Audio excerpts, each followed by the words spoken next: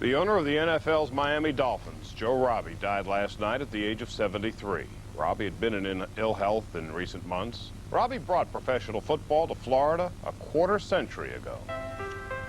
In the mid-'60s, when the fledgling American Football League was looking to place an expansion franchise in the South, Miami was not the top choice.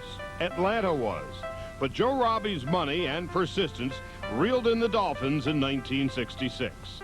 By 1970, Robbie lured Don Shula down to Miami, and 2 years later, the Dolphins were in the Super Bowl. And by Super Bowls 7 and 8, Robbie's Dolphins were the NFL champions. But his team was playing in the antiquated Orange Bowl. And when the city of Miami refused to build him a new stadium, Joe Robbie decided to do it himself. I decided to stay here and fight it out and find a way to build a stadium from private resources.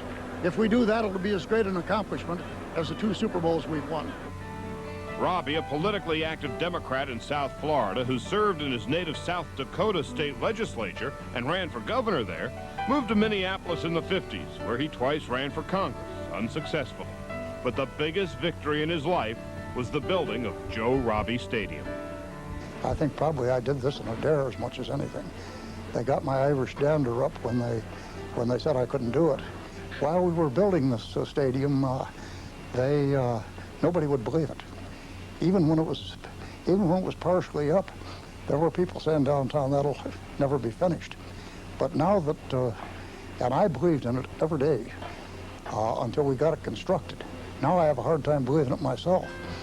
I come up here and sit and look out for an hour on from this box on this stadium, and be perfectly happy without doing too much. A private funeral is scheduled for Wednesday morning at St. Martha's Church in Miami Shores. Joe Robbie was 73.